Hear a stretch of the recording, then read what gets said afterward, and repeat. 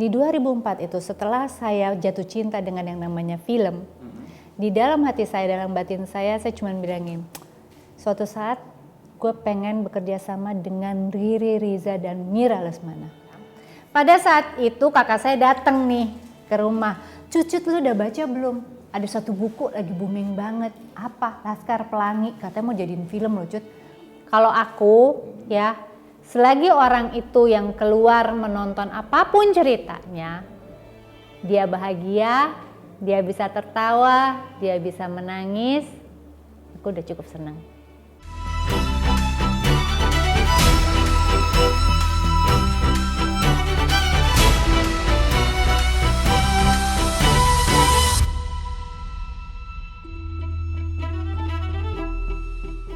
Hai halo sahabat Liputan 6, inilah program wawancara khusus Bincang Liputan 6 bersama saya Wayan Diananto, dan kali ini saya bersama bintang tamu aktris peraih 2 Piala Citra Cut Mini.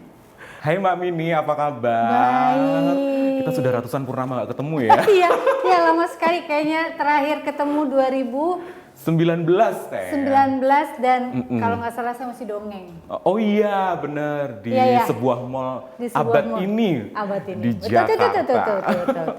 Mbak Mini, kalau ngomongin soal karir, orang pasti ingetnya adalah model video klipnya Andre Hanusa di Bidadari. Itu kalau nggak salah tahun 95 ya? Iya. Gimana ceritanya bisa tiba-tiba menjadi model video klip yang legend? Dulu kan nggak kepikiran jadi legend gitu ya, video klipnya ya, gitu kan. Itu adalah video klip saya pertama apa ya? Kalau nggak juga sih sebenarnya. Karena udah pernah bikin sama Pi Project juga kan, Antrila di Loket. Ya ampun, 90-an banget. Terus Antrila di Loket. Parodi lagu apa ya itu ya? Lagu bule gitu lah, lupa bukan gitu-gitu. Terus sampai akhirnya kita waktu itu kalau tidak salah ceritanya, saya itu lagi mengerjakan sesuatu dalam sebuah studio, kalau nggak salah sama Avantgarde gitu. Terus mereka tuh memang lagi mencari model untuk video klipnya Andre, gitu. Terus udah gitu akhirannya saya yang diminta, terus saya bilang boleh nggak saya dengerin lagunya, gitu. Dengerin, ternyata emang lagunya emang enak, gitu kan. Terus ya udah, sesimpel itu sih zaman dulu ya, gitu. Malah saya merasa kayak so tau banget sih lo sampai harus dengerin lagu. Gaya banget ya. Terus ya udah gitu aja sih, sesimpel itu ceritanya. Terus udah akhirnya seharian tuh kita bikin, cuman waktu itu 95 itu kita seharian bikin di Puncak, udah deh selesai. Terus habis itu ternyata Andrenya suka, lagunya juga alhamdulillah meledak, bikin lagi di Kuta Bali. Di Kota Bali ya. Di Kota Bali. Kau perlu Ratu Buku katanya gitu. Oh iya benar-benar. Ingat loh. Iya, betul. Jadilah Anda bidadari itu dalam video klip itu. Iya. Dampaknya apa terhadap karir Cut Mini pada saat itu? Dampaknya, nah itu dia, saya bukan orang yang terlalu cepet ya untuk memikirkan saya ada di sini meledak terus saya gitu. Enggak sih, karena memang sebenarnya perjalanan karir saya juga nggak ada yang terlalu booming banget tapi gitu tuh enggak gitu. Kamu tahu saya dari zamannya saya 89 cover girl, ya kan? Gitu. Tolong jangan bahas umur di sini ya. Iya, gitu. Udahlah pokoknya. Jadi saya juga nggak pernah yang sampai begitu. Tapi emang perjalanan karir saya di dunia ini tuh maksudnya ya slow aja, di tengah aja gitu. Dan saya bukan tipe orang yang langsung saya booming gini, gitu. Nggak kepikiran di otak saya gitu. Toh itu juga kalau booming apa yang saya kerjakan saya cukup seneng aja gitu. Oh ternyata banyak akhirannya orang suka dengan lagunya Andre Hanusa, tapi bukan karena saya pastinya, karena memang lagunya itu juga bagus. Gitu kan, kita kerjanya kan teamwork ya, gitu. Ada lagu yang bagus, ada modelnya dan juga ada pengeditan dan ada yang lainnya, semuanya bagus. Jadilah satu buah karya yang bagus dan baik untuk dilihat dan baik untuk didengar, seperti itu. Ngomongin soal cover girl di majalah mode, 89. Ya ampun, 89 coy, mohon maaf. Itu daftar sendiri atau didaftarin orang atau seperti Daftarin apa? kakaknya. Oh, dijerumuskan oleh kakaknya dalam tanda kutip. Kakaknya gitu, karena kakaknya agak sedikit kesel melihat adiknya yang ini hidupnya pada saat itu SMP ya, nggak gaul, nggak suka difoto, terus nggak kayak laki aku tuh tepatnya. Oke. Gitu. Senengnya cuman main sama anak-anak di komplek rumah aja, gaul sama temen sekolah juga males. Akamsi ya, anak kampung sini. Iya, bener gitu kan. Kalau zaman kita tinggal dulu kan enak ya, perumahannya tuh kan satu sama lain, satu rumah tuh deket-deket kan. Iya. Terus yang dipanggil gitu, ih cut main yuk, oh hilang di rumah gitu kan. Gitu. Jadi ya bagi aku seputaran rumah itu udah kebahagiaan gitu. Udah zona nyaman ya. Iya, udah nggak perlu ngapain. Cover girl apa itu gitu. Inget banget baru pulang sekolah tidur siang, SMP tuh sama mama harus masih tidur siang, jadi kebiasaan harus tidur siang, bangun-bangun itu jam 4 karena harus ngaji, sampai akhirnya ditarik sama kakaknya yang nomor 5 tuh, kakak aku nomor 5, cucu ya kita pergi ayo antar ngaji ntar marahin nyanya gini, cepetan pakai baju, mukanya juga masih berantakan. Terus tiba-tiba ke pacuan kuda, Rawamangun ada pacuan kuda. Terus ada sepupu aku baru pulang dari Amerika, dia habis emang ngambil fotografi, belajar di sana, sekolah plus sekalian lah gitu. Dia loh yang fotoin aku, gayanya gimana? Terus aku udah bete aja gitu nungguin gini. Ingat loh aku gayanya gini, mukanya udah bete aja gitu. Bukan serius ya? Ya. Bukan, maksudnya itu bukannya gaya, bete. Oke. Padahal dulu harus senyum 3 jari loh. Itu ya, itu baru ngerti. Waktu foto sendiri mana ngerti. Ih gila, asli nggak pakai make up, nggak pakai lipstick, nggak pakai bedak. Sebenarnya kayak di sini aku tuh masih ada kayak garis bantal gitu deh. Gitu. Rambutnya tuh yang gitu nggak jelas gitu, ya udah foto. Gitu. Masuk lah. Wow. Itu sih. Terus aku nggak ngerti kan. Kalau zaman dulu kan masih pakai surat dong. Ya Allah, surat. Pak Pos itu kan dinanti kan. Ada lagunya kan. Ya kan? Dewi Purwanti. Pak Pos itu dinanti kan, gitu, setiap rumah kan, gitu. Dan kadang-kadang perangkonya juga jadi ini kan, jadi apa? Koleksi. Ya, gitu. Terus sampai akhirnya ada satu surat, judulnya Cover Girl Mode 89, gitu, di amplop putih. Cut Mini. Apaan nih gitu. Terus pulang sekolah dibuka semifinal. Enggak semifinal. Pokoknya aku masuk dari berapa besar lah gitu, sampai akhirnya masuk semifinal. Gitu. Nggak ngerti cara foto, cara apa, gitu. Tapi untung alhamdulillah pada saat itu semua stylist, baik ya, gitu kan. Sekarang enggak, Mbak? Oh nggak tahu. Oke. Kan udah nggak foto. Oh iya, lupa. Tapi enggak lah, anak-anak sekarang juga baik-baik lah, gitu. Malahan zaman dulu mah agak lumayan serem ya, gitu. Tapi ya Mas Anton Dias gitu-gitu kan, Mas Deddy Rizaldi waktu itu kan jadi stylistnya kan semuanya oke gitu. Terus udah deh. Masuk finalis, terus abis semifinalis, terus nggak lama abis itu masuk finalis, ya udah juara sih, nggak juara juga. Oke. Tapi akhirannya dikritik sama pembaca. Karena? Kayak nggak ada model lain. Oh. Gitu. Aku juga nggak ngerti. Mungkin karena saya orangnya senang-senang aja kali kalau diajak foto gitu ya. Mas Anton tuh udah paling, Min, besok baru kita foto hari ini terus, Min kamu tanggal segini foto lagi ya. Foto apa lagi Mas? Gitu.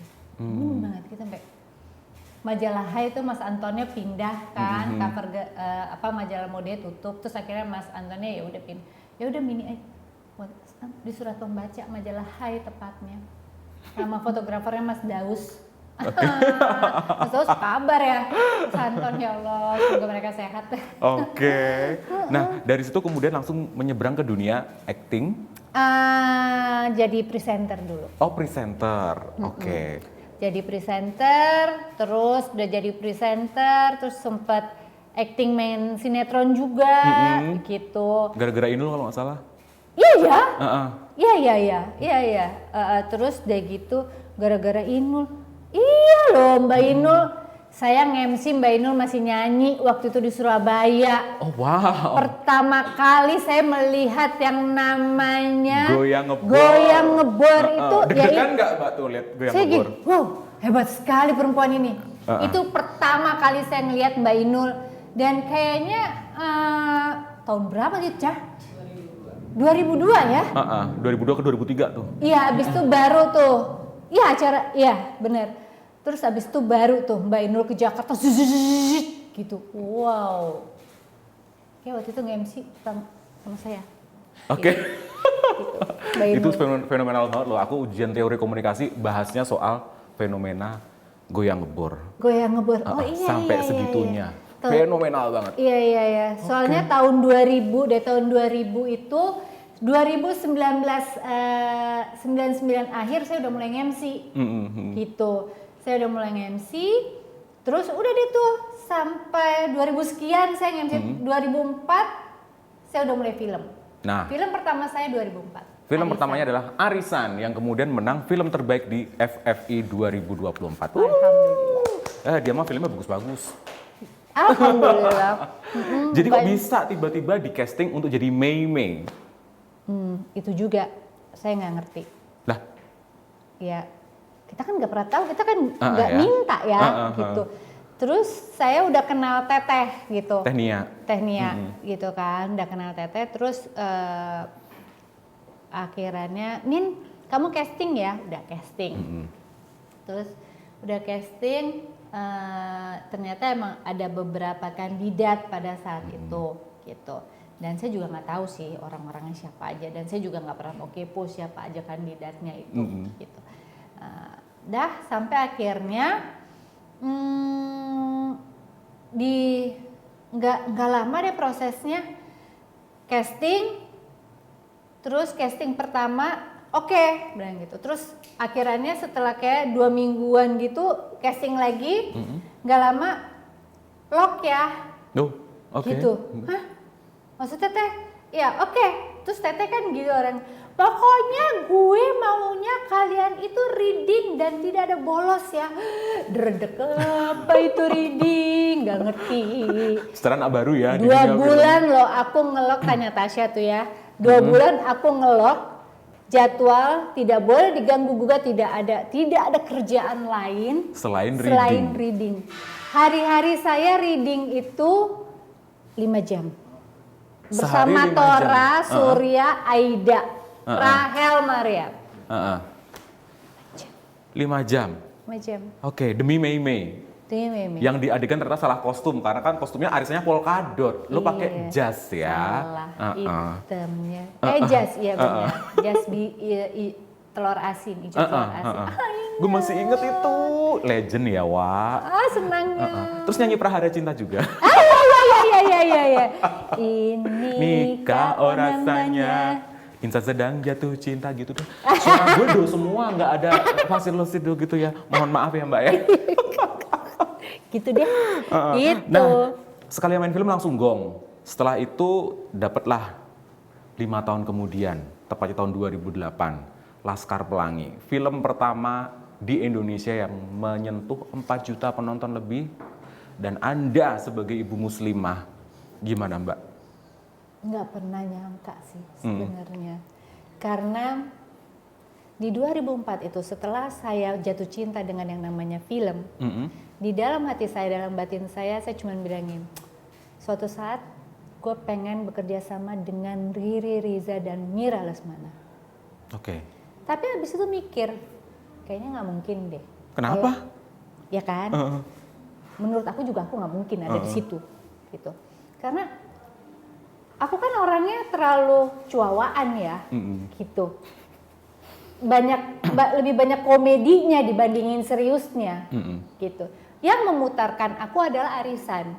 Ternyata Mini bisa nih serius, gitu. Tanpa harus komedian, gitu kan. Dah, tapi abis dari arisan yang ada juga tawarannya ya komedi lagi Iya, kayak Terima Segetir, Iya, apalah itu. iya, betul. Ya udahlah, tapi emang ngebatin pokoknya suatu saat gue mau syuting sama Riri Riza dan Mira Lesmana. Entah apa ceritanya, sudah ceritanya mungkin ya. Pada saat itu kakak saya datang nih ke rumah. Cucut, lu udah baca belum? Ada satu buku lagi booming banget. Apa? Laskar Pelangi. Katanya mau jadiin film loh, Cut. Oh iya? Bilang gitu. Iya, bagus banget tuh buku. Datanglah temennya dia ke rumahku, mau ketemuan sama kakakku. Dia pergi ke Gramedia, baru beli tuh buku. Laskar Pelangi. Inget banget aku, menjelang sore. Kita lagi ngopi-ngopi di rumah aku, terus Cut baca deh, bagus nih, bilang. Kak, kan lu belum baca, bilang gitu. Udah lu duluan. Baru aku buka tuh sampul. Plastiknya itu, ya ampun, ya. Ada telepon masuk dari Miles untuk casting. Wow, ini jodoh emang. Ya nggak sih? Ya nggak tahu ya, gitu. Aku baru pegang nih bukunya. Kamu udah baca? Ini baru buka sampul plastiknya. Oh gitu, bilang gitu. Yang nelpon saya itu Mano. Mano itu adalah sekarang jadi Astrada satunya Mas Riri, gitu. Rivano. Terus udah gitu, oh Min casting ya hari Jumat. Boleh banget. Dah. Dan nih singkat cerita casting. Ini panjang begini emang nggak apa-apa? Nggak apa-apa. Nggak apa-apa. Gasken. Ya Allah, habis loh waktunya. Ya udah ya. Dah. Terus singkat cerita, datanglah aku hari Jumat. Mas Riri itu kan satu sekolah sama aku, tapi nggak satu angkatan ya. Mas Riri kan satu angkatan sama kakak aku di lab school, gitu. Yang kita kan nggak pernah tahu kalau Mas Riri itu akan jadi sutradara pada saat itu. Kita kan nggak tahu. Aku lagi masih ya nggak kepikiran juga lah, gitu. Nah, begitu ketemu Mas Riri, emang orangnya kan sangat baik dan sangat padanya ya, Mas Riri dan Mbak Mira itu ya, gitu kan, orang-orang itu, dua itu. Terus Mini, gitu Mas Riri, inget banget mukanya, ekspresinya. Terus, halo Mas, tau nggak? Salaman nih, ya. Apa kabar Min? Baik Mas. Gitu. Terus aku ngomongnya apa? Apaan? Mas, aku nggak diterima juga nggak apa-apa, casting aja juga boleh. Hah? Gitu. Iya, pasti. Apaan sih kamu bilang gitu? Paling nggak di portofolio pernah di casting Riri Riza. Itu dah, gitu. Gitu. Terus aku di casting aja nggak apa-apa kok, bilang. Oh, John gitu dong, bilang. Udah akhirnya casting. Kenapa aku dipanggil casting? Karena aku punya kelebihan sedikit. Yaitu? Bisa berbahasa Melayu. Itu kunciannya sebenarnya. Ya, gitu. Sedikit mungkin juga mereka mau manggil Mini, jangan Mini ya, terus Mini, nggak ada yang lain kan, gitu ya, gitu kali ya. Ya gue nggak tahu deh pokoknya gitu. Akhirnya dari casting, gak pernah tersirat dalam otak, cuman gini. Itu pada saat aku casting itu selesai pulang, terus aku tuh yang gak pernah aku berharap dalam satu kerjaan ini, aku berharap. Untuk pertama kalinya ya? Itu pertama kalinya, aku berharap dan hati. Sampai aku mau pergi ke Malaysia, mau ke rumah kakak, aku sampai SMS Mano, Mano, aku lagi di KL, ini nomor telepon aku, kalau ada berita yang menyenangkan, aku tunggu ya, gitu. Oke Mini, aku kabarkan, tapi untuk sekarang ini belum ada, sabar ya, udah di KL aja dulu, gitu. Udah dong, aku pulang, ditelepon sama Mano, hah Mano kenapa? Bilang gitu, nggak diterima ya? Enggak, casting lagi ya, kedua. Oke, casting kedua. Panjang ya prosesnya demi Bu Muslimah ini? Panjang, gitu. Dah casting kedua, tepatnya pagi hari, udah casting, udah selesai tuh. Gue baca koran, koran dong, ya kan. Lagi baca, teleponku bunyi. Mira Lesmana. Iya Mbak Mira, selamat pagi Min. Ih, dia kan ceria banget orangnya. Iya, iya Mbak. Min, jadi gini, kayaknya kita, itu, tapi kita ngebudgetnya terserah deh Mbak, mau budgetnya berapa, yang penting aku bekerja sama dengan Mbak Mira dan Mas Riri. Oh jangan gitu deh, gak apa-apa, terserah Mbak Mira sama Mas Riri aja. Oke. Dah. Budget berapa? Pokoknya budget aku bisa jadi Laskar Pelangi. Oke. Nah, banyak yang bilang ini seumpama Laskar Pelangi ikut FFI harusnya menang Best Actress nih Cut Mini. Tapi kan waktu itu Gak apa-apa. lagi enggak ya. Waktu itu gimana perasaanmu Mbak dengan huru-hara duniawi itu? Iya ampun, aku tuh orang yang gak pernah mikirin gituan. Oke. Percaya, kita lagi di Brisbane kalau nggak salah, itu adalah tour terakhir aku bersama Laskar Pelangi. Karena kita udah ke 6 kota kalau nggak salah, harus gantian nih pemainnya kan gitu. Terus Mbak Mira, Mini bilang gitu. Ya Mbak kenapa? Selamat ya bilang gitu. Karena? Kenapa Mbak bilang gitu? Kamu terpilih jadi pemeran utama terbaik di Brussels. Festival Film Bandung. Oh, Festival Film Bandung. FFB. FFB. FFB, ya kan? FFB, Mbak Mira gitu, selamat ya Min. Terus aku gitu, FFB apaan sih Mbak? Menurut Ngana? Mbak mendengar, ya Allah. Apaan? FFB itu apa? Festival Film Bandung. Oh. Oke. Makasih. Dah. Lempeng banget Mbak. Iya, karena emang mengerjakan sesuatunya tuh nggak pakai embel-embel gue akan menang, gue akan. Bagi aku tuh aku udah bisa bekerja sama dengan Mira Lesmana, dengan Riri Riza aja tuh aku udah yang. Udah oke lah ya. Udah oke, karena Allah tuh maha baik. Salah satu doaku yang dikabulkan tuh itu gitu loh, gitu kan. Dalam proses 5 tahun lagi kan. Iya. Ya udahlah gitu. Selebihnya kan itu hadiah ya, gitu. Pernah kepikirannya enggak lah, dari zaman orang bangun tidur gini foto jadi masuk gadis semifinal terus jadi finalis gitu. Kepikiran? Enggak pernah ya. Ngikutin aja alurnya. Ikut aja gitu. Orang sampai kemana tahu, gue mau gitu aja. Oke. Gitu. Jadi ya udah. Emang nggak pernah kebayang gitu-gituannya tuh enggak gitu. Sampai akhirnya mendapatkan piala yang lain juga nggak kepikiran. Gitu, kerja ya kerja aja. Tuh gitu, kerja yang ikhlas. Ntar yang lain mengikuti, ya kan? Kali ya. Benar. Amin. Insyaallah. Pada senyum-senyum, oke. Nah, ya. tapi meskipun nggak ikut FFI, ini gue bacain. Iya. Takut salah. Akhirnya menang di Brussels. Itu lucu juga. Mereka Jauh kirim. banget. Mereka kirim email ke Mbak Mira. Kalau tidak salah tepatnya Februari, Mbak Mira baru bacanya kapan, bulan apa gitu. Astaga. Jadi gak ada yang tahu kalau aku menang di Brussels. Jadi pemeran. Itu berapa bulan? Nggak ngerti. Buset. Terus gitu, hah? Min, kamu menang jadi pemeran wanita terbaik di Brussels. Hah? Aku baru baca mini emailnya, maaf ya Min. Masa Mbak? Iya. Oh, ya Oke udah. deh. Oke. Udah. Terus dibikinin surprise sama kakak-kakak dan teman-teman. Ya udah. Dah, selesai. Dah, Hidup selesai. berlanjut. Hidup berlanjut. Oke. Nah, setelah itu kalau nggak salah juga main di film Atirah. Iya. Dan akhirnya mendapatkanlah piala yang legendaris itu. Aku inget banget nonton itu di Hollywood XX1.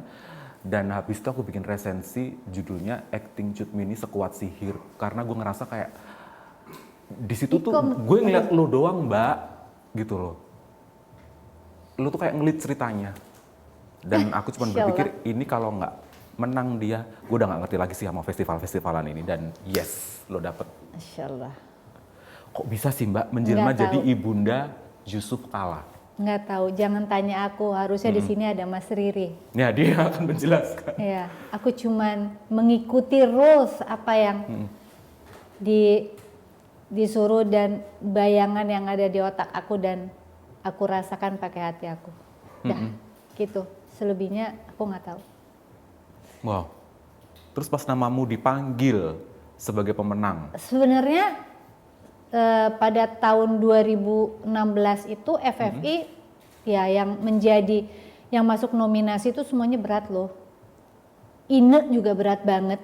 Iya. Ya kan, karena dia bermain sendiri, bermonolog itu juga dia bagus banget kan. Aku Kelas sih kakap semua tuh. iya. Maksudnya ya udah. Emang beneran gak kepikiran, nggak nyampe situ. Sekali Nggak lagi ada kisi-kisi gitu, siapin pidato lu gitu, nggak ada? Gak ada. Oh wow. Gak ada. Itu yang namanya Hagai Pakan, yang dia dia manggil aku Bume. Bume, dulu dia wardrobe-nya Arisan 2 kan. Bume mau pakai baju apa untuk FFI gitu. Apa ya? Yuk, aku cariin bareng.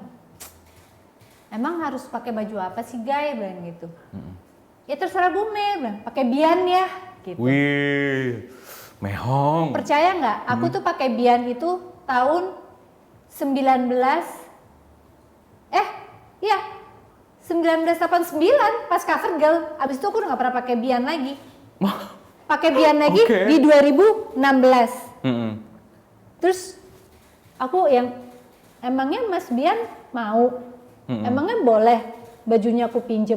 Boleh lah Bume. Oke. Oh gitu. Ya udah, yuk gitu. Udah. Terus ke Bian, pakai baju Bian. Emang harus begini banget. Ya, udah deh gayanya Bume aja.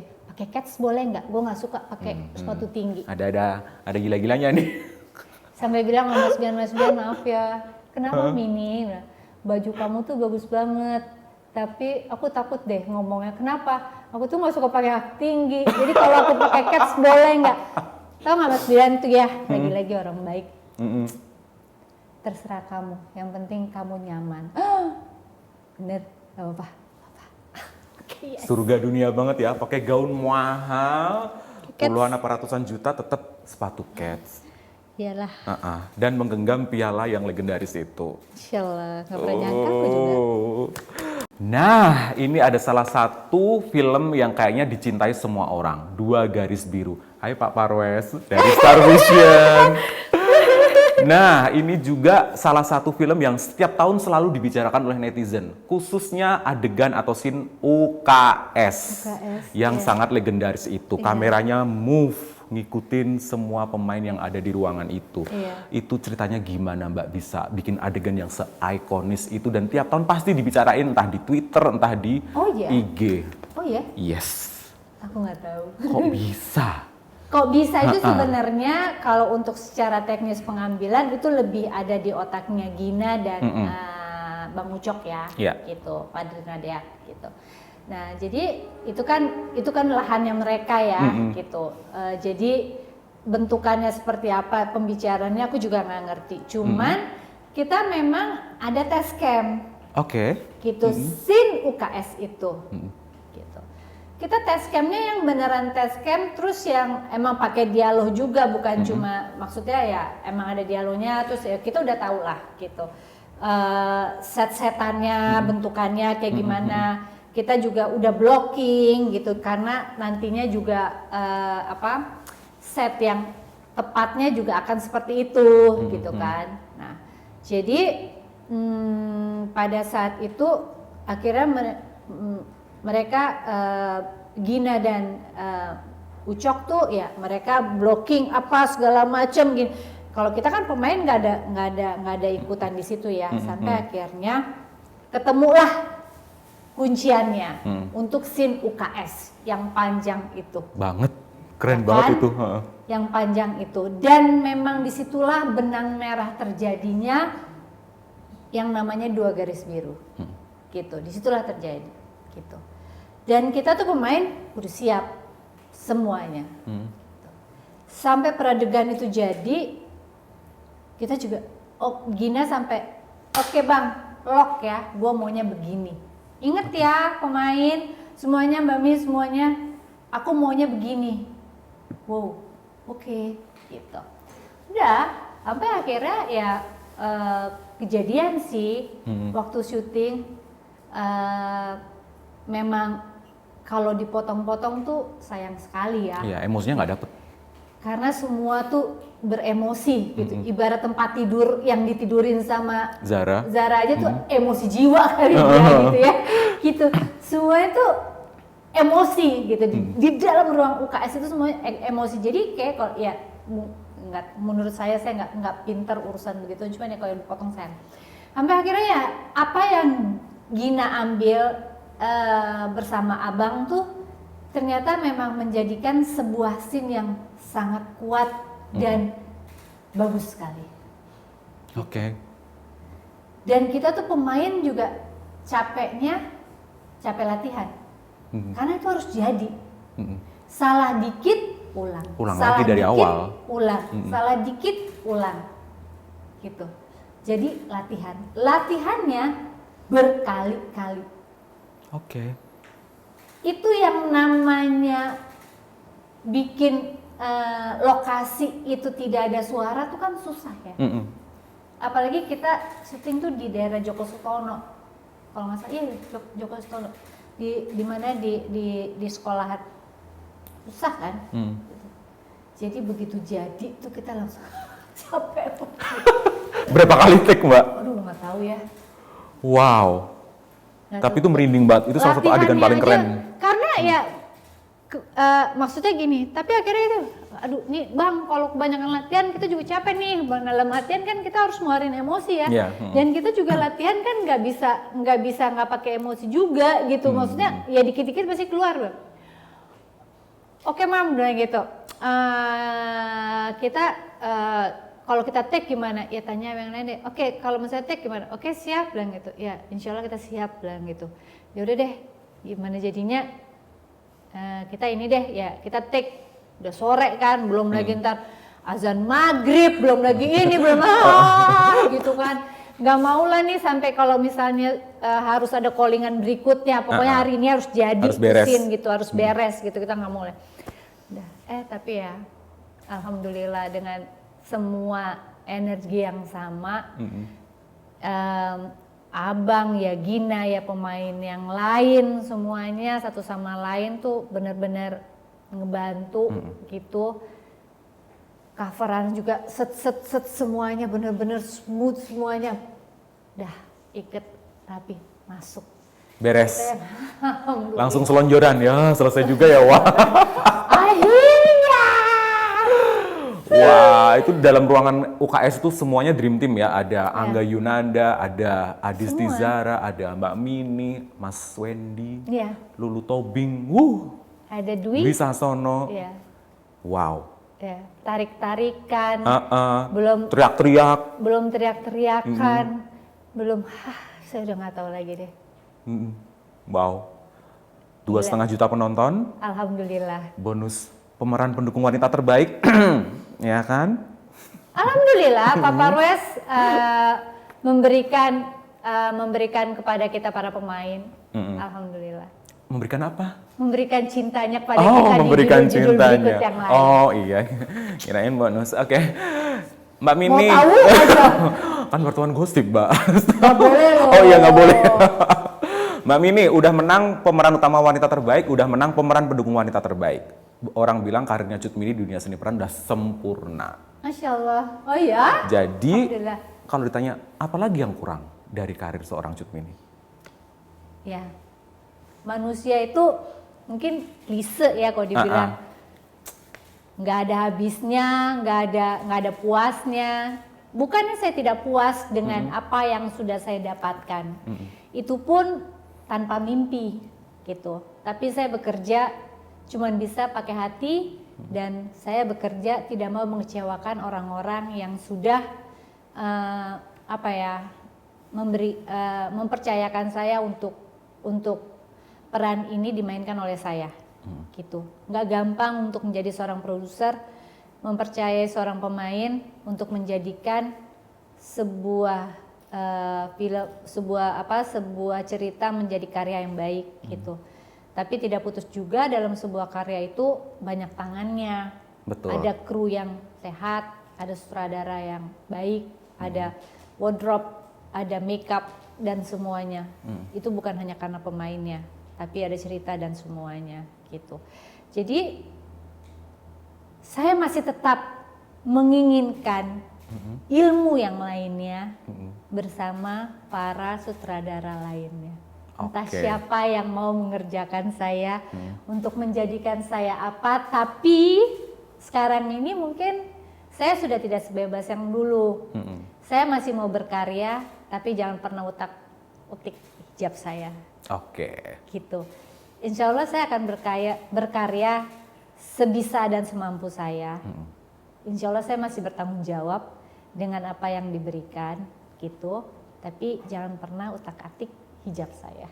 Oke. Berarti sebenarnya keinginan untuk terus belajar, menggali karakter itu Betul. selalu ada ya? Selalu ada gitu. Karena saya ini pemain otodidak. Saya cuman dapat kesempatan kok dari orang yang melihat saya bekerja di layar gitu. Walaupun dulu layar TV sampai akhirnya layar lebar itu saya cuman dikasih kesempatan aja gitu. Saya bukan pemain yang belajar masuk IKJ cari ilmu di sana, enggak. Ilmu saya itu di lapangan, ilmu saya itu di ruangan 5 jam itu saya belajar. Oke. Itu saya belajar. Sambil kerja sambil belajar. Iya. Dan terus memperkaya diri ya. Betul. Oke. Itu saya belajar. Nah, Jadi, tahun ini, next, silakan. Jadi apa tadi? Jadi kalau misalnya saya tuh ditawarin kayak dongeng gitu, kalau ada yang mau ngajarin saya, boleh. Itu Paman Geri yang ngajarin saya. Oh iya. Itu juga gara-gara Laskar Pelangi. Sampai akhirnya saya masuk radio. Salah satu tempat yang baru juga yang tidak pernah saya tahu bentukannya seperti apa. Berdongeng susah ternyata. 3 bulan saya tidak bisa pakai imajinasi. Baca aja gitu. Oke. Tapi ya Paman Geri nggak apa-apa nggak apa-apa bubu. Kita belajar lagi. Sampai akhirnya saya ngerti. Tekniknya. Berdongeng itu harus ada imajinasinya. Kalau kita berimajinasi, berarti kita bisa memperluas gaya bicara kita dan kita bisa. Oke. Gitu. Belajar terus ya berarti Anda ya. Iya, tapi ya nggak ke sekolah, belajarnya gitu. Oke. Nge-MC juga gitu. Nggak bisa nge-MC, saya terima aja. Tapi saya bilang sama Farhan, Farhan dong. Iya. Farhan dong, legendnya dong. Iya, yang wali kota Bandung sekarang. Oke. Temen aku loh. Oh, temennya dia orang-orang keren. Alhamdulillah, orang keren dan orang baik tepatnya. Betul. Gitu dan, gue nggak tahu nih kenapa dia kok terima. Udah tenang aja lo ikut gue. Farhan, Niko, Ferdi itu mereka baik-baik banget sama saya. Mereka ngajarin saya, mereka nggak lepas saya. Bahasa Inggris saya nggak bagus, tapi gue dalam bahasa Inggris, lu ya tenang. Gitu, sesimpel itu di panggung yang megah, yang besar. Saya pakai 9 cm baju dangdung dah. Tapi ya udah begitu aja pada. Saya mah nggak bisa, saya bilang nggak malu. Kalau nggak bisa bilang, nanti Ya. diajarin. Betul. Kalau dia mau ngajarin saya mau. Oke. Sip. Tahun ini tetap produktif ya. Insya Allah kalau misalnya masih ada yang menawarkan saya bekerja. Ini perlu digarisbawahi, tetap produktif dan tetap box office karena ada Komang 2,987 juta penonton. Alhamdulillah. Jadi box office itu masih ada maknanya nggak sih buat seorang Cutmini? Kayaknya berkali-kali deh. Lagi-lagi kalau yang namanya film box office itu bukan karena Satu saya. orang. Bukan, itu memang cerita yang baik, soundtrack yang bagus, pemain yang bagus, peradegan yang bagus, sutradara, terus DOP yang bagus, semuanya bagus, menjadikan sebuah cerita yang bagus, layak untuk ditonton gitu. Bukan juga yang tidak box office itu tidak bagus, bukan. Tapi kan kita tidak pernah tahu rezeki itu datangnya di mana. Betul. Ya kan? Coba tanya Pak Parves. Dalam setahun dia bikin film berapa sih yang box office? banyak flopnya juga. Ya gitu. Jadi bukan karena 1-2 pemain, tapi emang udah ikatannya, udah bumbunya seperti itu. Kayak masak aja, kurang satu ya pasti kurang. Gitu. Ada yang bilang katanya ada rumus bikin film bagus, tapi nggak ada rumus bikin film laris ya. Iya. Karena yang laris itu pasar yang kemudian menentukan. Betul. Oke, nah kita doakan nih pasar nanti akan menyambut film terbarunya Cut Mini, yaitu Jodoh 3 Bujang.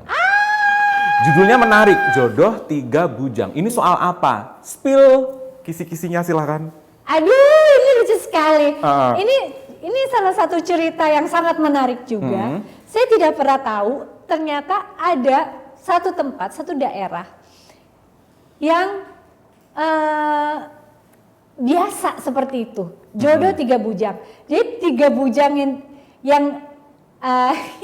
yang punya jodohnya ini harus dikawinkan bersamaan. Gitu.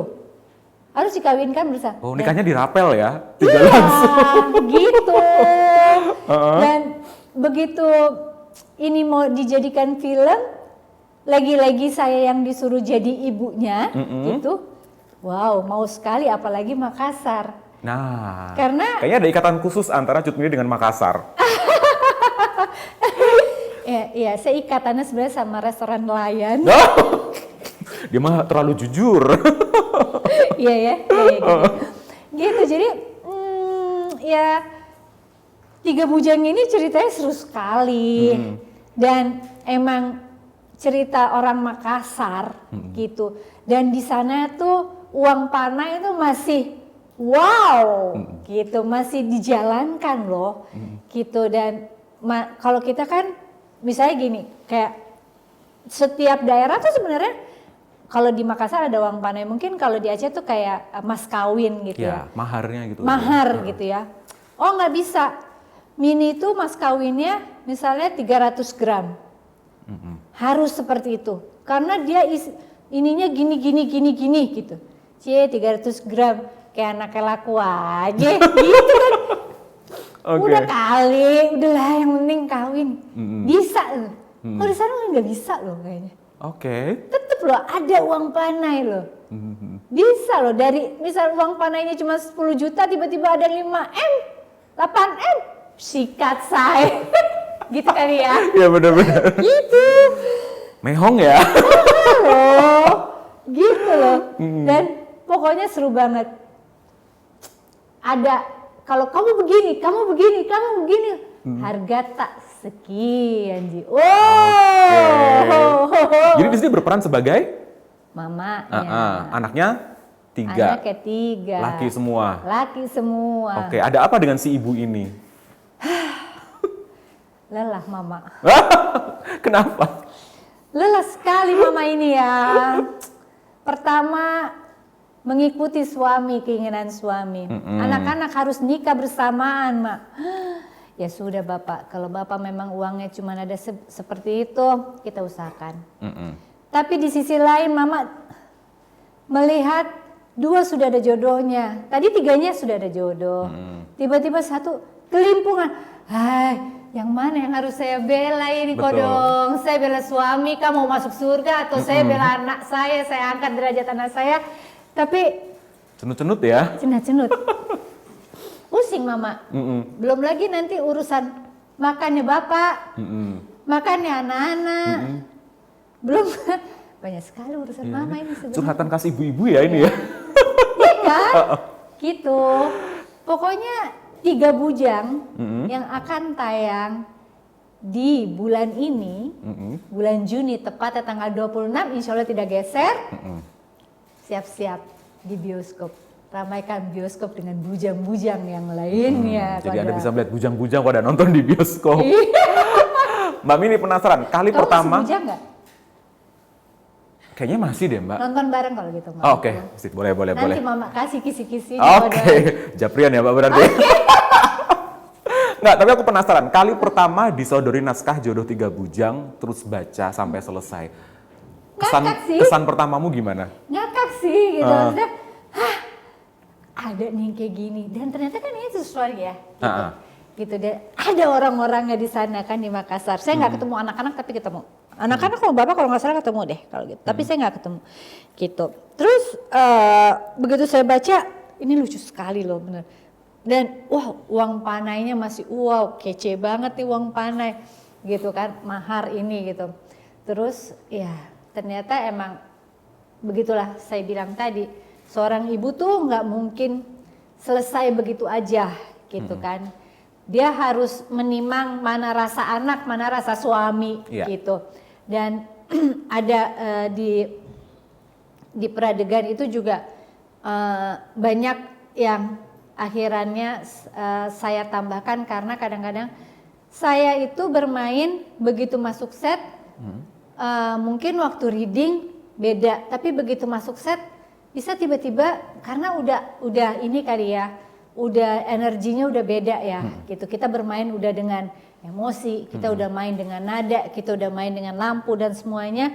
Jadi kadang-kadang suka tiba-tiba ada yang nongol gitu dalam artian emosi juga jadi beda gitu.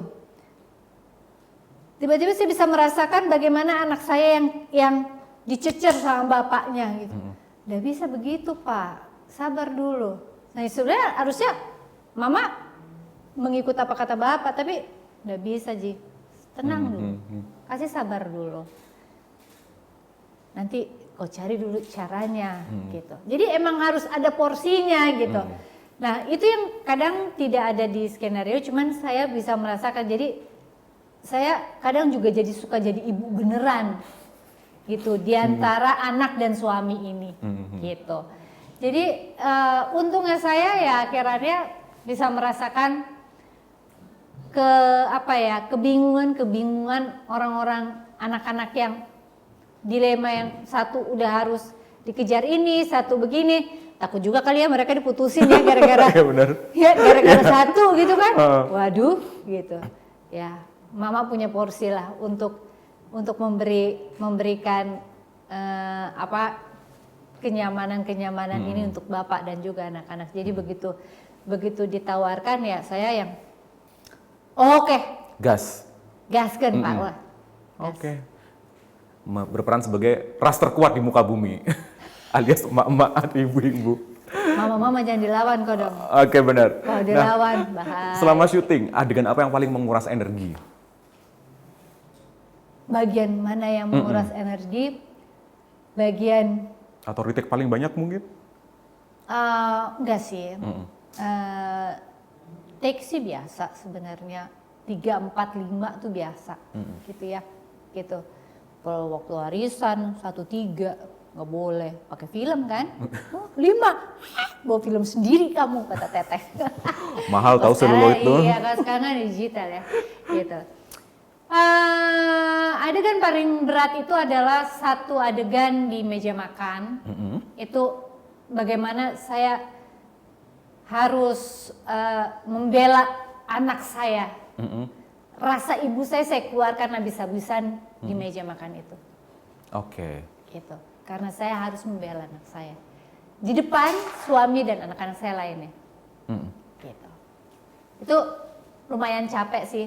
Tapi abis itu ada ada ikan panggang. Saya makan ikan panggang, aman. Oke. Enak sekali ikan panggang. Langsung restock ya energinya ya. Ya, dari art. Yes. Oke. 3 kata untuk Jodoh 3 Bujang versi Cut Mini. Menyenangkan. Selalu ada ilmu dalam sebuah cerita. Harus ditonton. Oke, sip. Mbak Mini, terakhir saya ingin menanyakan, kita tahu sama tahu bahwa industri film Indonesia lagi seksi-seksinya, rekor-rekor baru terus diukir, ada yang sudah 10 juta penonton juga tahun ini, bahkan Star Vision bisa back to back, Petaka Gunung Gede 3 juta, Komang 2,9 juta, seneng banget. Nah, sebagai orang yang sudah 20 tahun lebih mengawal industri film, iya lagi. Sebagai orang yang sudah 20 tahun lebih mengawal industri film, apa pendapatmu terhadap perkembangan film Indonesia yang lagi gemes banget? Sangat menyenangkan. Banyak sutradara-sutradara baru yang ciamik, dengan ide-ide yang sangat ciamik juga gitu. Yang lama juga nggak ketinggalan, tetap memproduksi cerita-cerita baik juga. Dan makin banyak juga cerita-cerita yang bagus juga gitu. Memang kadang-kadang kita kayak lagi horor semua, lagi drama-drama semua, lagi religi-religi semua. Ya udahlah gitu. Mungkin emang begitu polanya, tapi ada 1-2 juga yang tidak mengikuti yang seperti itu gitu. Kan industri ya. Betul. Gitu. Jadi kalau saya sih cukup senang. Cukup senang apalagi di 2018 kalau tidak salah, sebelum arisan saya pernah mendengar kru abis, alat abis, sutradara abis, pemain abis. Best nggak tuh? Iya.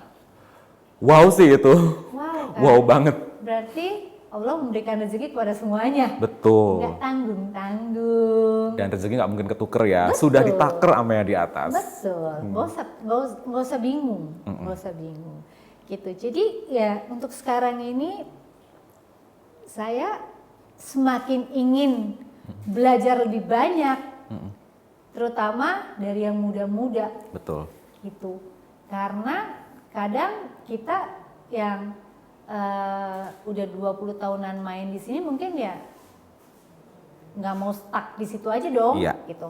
Kita pengen apa nih yang baru, gaya apa nih ceritanya yang seru gitu. Kita pengen juga dong memberikan, maksudnya yang kita punya dengan mereka yang mereka punya gitu, dengan sutradara baru ini yang punya. Bisa nggak kita matchingin? Oke. Gitu. Jadi saya tetap mau belajar, saya tetap mau mengeksplor sesuatu lebih banyak lagi, gitu. Saya tetap ingin berkarya di sini, kalau misalnya masih diizinkan, ya kan, membuat cerita baik, membuat tontonan yang menarik untuk para pencinta film Indonesia, gitu.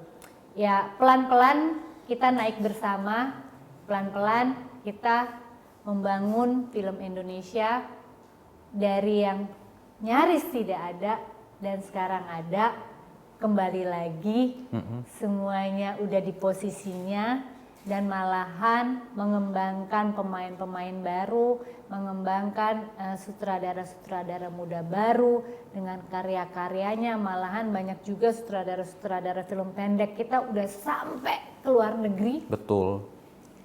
Betapa bahagianya, betapa bangganya kita punya mereka di dunia film. Karena kalau orang Indonesia masih beranggapan film Indonesia gitu-gitu aja. Jangan gitu sayang, kita buatnya pakai hati, kita bikinnya pakai semua energi yang ada di tubuh kita keluarkan semuanya untuk film, untuk menjadikan cerita ini layak untuk ditonton gitu. Tapi kita juga punya sutradara-sutradara yang mungkin nyaris tidak terekspos, yang taunya hanya di kalangan film, tapi mereka sudah bisa membanggakan nama Indonesia di luar negeri sana. Seperti itu. Oke, terima Hebat kasih kan? Mbak Mimi. Film Indonesia. Hebat banget. Dan ngomongin soal sutradara muda juga, dengar-dengar Jodoh Tiga Bujang dari film dokumenter ya sutradaranya, dan kemudian menjajal film cerita fiksi panjang untuk pertama kalinya. Oke, kita doakan semoga sukses. Amin, insyaallah. Minimal 1 juta penonton lah ya.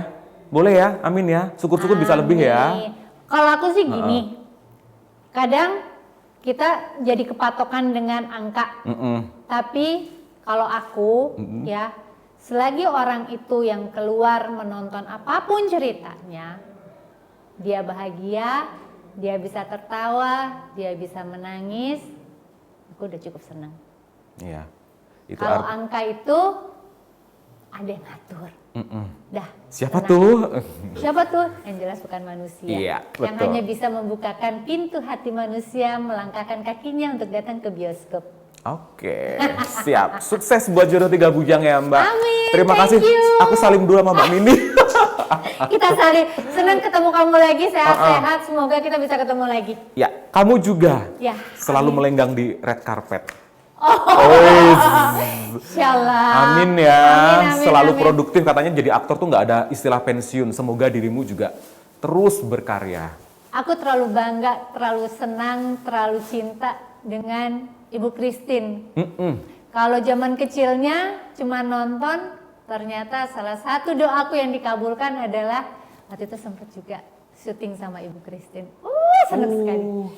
Sampai aku cium-cium Ibu. Dan Ibu sebaik itu. Iya, betul banget. Dia adalah ibu semua aktor dan aktris di Indonesia. Ibu semua orang tepatnya. Ibu semua orang. Oke. Aku ingin menjadi dia, sebaik dia, sehamba dia, seapa adanya dia. Amin, bisa ya. Terima kasih banyak ya. Amin. Sehat-sehat ya. Sehat-sehat. Oke, sahabat Liputan 6, demikian tadi wawancara khusus saya Wayan Diananto bersama Cut Mini dalam program Bincang Liputan 6. Sampai jumpa lagi dalam wawancara saya bersama narasumber lain. Sampai jumpa.